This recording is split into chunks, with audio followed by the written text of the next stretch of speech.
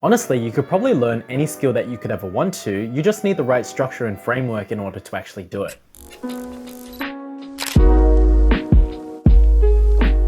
What's happening, guys? Matt here, back with another video. If you guys are new here, I'm a final year student studying at the University of New South Wales, and on this channel we explore ways to be better every day. Today what we're going to talk about is how to learn any skill that you could possibly want using the L.E.A.R.N.E.R Framework. Whether that's learning to ride a bike or learning a new language, you're going to use the L.E.A.R.N.E.R Framework in order to do this. Let's get started. The L.E.A.R.N.E.R Framework is something that I came up with, which is basically a step-by-step guide in order to actually learn a skill, which basically stands for look for the skill, inquire into the sub-skills that you might need, attempt the skill, and then what you want to do is you want to reach small goals, but you want to never forget to improve every single time. After this, expert advice and feedback, and rinse and repeat. Now let's go into a little bit more detail about those steps. So the first step that you want to take is to actually look for the skill that you want to learn. Whether that's riding a bike or learning a new language, you kind of have to find the skill first. After this, you need to inquire into the sub-skills that you require for this skill. So for example, when learning how to ride a bike, you need to get really good at balancing and steering before you actually learn how to ride a bike. And basically, once you get better at these smaller skills, you start getting better at the overall skill itself. And once you get even better at these, you start doing flips and tricks and whatever, and you get really, really good. You become an expert inside of this skill. After you've found the sub skills that you need, you actually need to attempt the skill. Now this seems like a no-brainer. Obviously, you have to do the skill in order to get better, but there is a caveat. The thing about this is that you can't just practice. You need to have intentional practice whereby you're giving yourself constant feedback every single time that you practice. And so a way that you can do this, for example, when you're learning to ride a bike, you can start recording yourself to see how you ride a bike from a third-party perspective. Now there's this famous number that gets thrown around, which is 10,000 hours of work in order to become an expert at something. The thing about this number that gets conveniently left out is the fact that you need a teacher when you're doing this. And so basically, if you practice on your own, it's going to take a lot more than 10,000 hours in order to actually become an expert. Now, does this mean that this number is total baloney and that 10,000 hours of work won't make you an expert? Well, not entirely. What it does mean though is that you have to change how you practice on your own. Now, the benefit of a teacher is that they are giving you constant feedback all the time when you're doing this skill in front of them, and you don't have that benefit when you're practicing on your own. When you practice by yourself, you might get into a lot of errors and mistakes that you wouldn't normally have if you're looking at yourself from a third-party perspective. Besides from getting a teacher, another way that you can give yourself constant feedback is if you record yourself doing this skill. Now, this might be really silly for those who've never recorded themselves, but it's really essential that you get this constant feedback in order to actually get better at this skill. When I used to train by myself, I used to record every single exercise that I did so that I could see my form, I could see where I was making mistakes, and I could kind of critique myself as I started to improve. These days I have a coach, and so technically I'm not self-evaluating myself. However, before this, when I didn't have a coach, I had to record every single session so that I could see how I was going. What skill are you guys learning at the moment? I'm currently learning YouTube, video editing, and photography. Let me know down in the comments below. I'd love to hear what you're learning. Now, the next step of the L.E.A.R.N.E.R Framework is to reach new goals every single session. It's really important that you have an actionable goal every single time that you train, every time that you practice. It's kind of like the blind leading the blind, and you may never improve if you don't actually set goals for yourself. Now you might be wondering, doesn't practice make perfect? Well, not entirely. For example, if you're learning how to play a musical instrument, but you play the same song every single time and you make the same mistakes every single time, you're never going to improve. It doesn't matter whether you work 10,000 hours or if you work 1 hour, you're going to be the same after it anyway. And so it's really important to set goals when you're trying to learn a new skill. For example, our instrument analogy, maybe for example, you try and play a new song, or you try and hit the same song and you try and make less mistakes this time. The most important thing is that you set actionable goals every single time that you practice so that you have a bit of a direction each time that you train. Now this kind of ties into the next step, which is to never forget to improve every time. Every time that you practice is a new opportunity to improve on something within that skill. Whether that's the sub skills or the overall skill itself, there is something that you can improve on every single time. Going back to our instrument analogy, maybe you want to focus on reading sheet music or making less errors while you play the instrument. In fitness, there's this concept known as progressive overload. Progressive overload is essentially every single time you go to the gym, you want to add more weight, more sets, more reps, or decrease the amount of rest that you get in order to be stronger every single time that you go. Now, progressive overload is really important no matter what skill you're trying to learn. You need to try and push yourself to be a little bit better every single session so that you can be a lot better in like a year's time. James Clear has done the math. If you're 1% better every single day, in a year's time, you'll be 37 times better after that year is complete. If you guys are interested in that book, I'll leave a link down below so you can pick it up. While you guys are down there picking up that book, if you guys are finding this video useful, I really appreciate it if you left me a thumbs up. It really does help me out. Now, the next step of the L.E.A.R.N.E.R framework is expert advice and feedback. This step is kind of optional, and so technically it should be the L.E.A.R.N.E.R framework, but learner sounds better, so we're gonna roll with it. The problem with practicing by yourself is that you might eventually develop tunnel vision, kind of like a horse with blinders. And the reason why this is because you might be thinking that the mistakes that you're making are actually the correct way to do this skill. And so over time, it's really important that you get advice and feedback from an expert who knows more than you about the skill. Now, whether you want to get a coach or a teacher is totally up to you, but it's really important that you get some advice from people who know more than you. Now, you can always take the easy way out and go to an online forum where there are experts who know more than you, for example, Reddit or some other online forum. Now, be very careful with these online forums. Some people think they have more knowledge than they actually do, and they might be leading you in the wrong direction. Now, the last step of the L.E.A.R.N.E.R framework is to rinse and repeat. Now, this one's really obvious, but it's where most people actually quit. The thing is, it's really easy to start, it's difficult to maintain, and it's super easy to just quit. But if you can stick it through and make it past the valley of disappointment, you actually get proper gains and actually become really, really good in this skill. Now, the reason why most people quit is because they hit the valley of disappointment, in which James Clear calls the plateau of latent potential. Basically, what this graph suggests is that the results that you get are a lot lower than what you expect, and so you hit the valley of disappointment. Now, once you make it past this point, only then will the results that you get meet your expectations. A way you can prevent yourself from quitting is developing some really good routines and habits. If you guys are interested in some of the routines and habits that I developed, have a look at this video right here. Have you guys hit the valley of disappointment? Let me know down in the comments below what the skill that you're trying to learn. For me personally, I hit the valley of disappointment with my YouTube channel, where my expectations were a lot higher than what my results were. But I know that if I persevere, then eventually my expectations will meet my results. So that is the L.E.A.R.N.E.R framework to learn any skill that you could possibly want. What skill are you guys going to learn with this L.E.A.R.N.E.R framework? Let me know down in the comments below. Now, if you're still watching and thinking about a video to watch, check out this one right here. I'm on Instagram and Twitter. All my links are down below. Thanks for tuning in today, guys, and I'll catch you in the next one. Peace.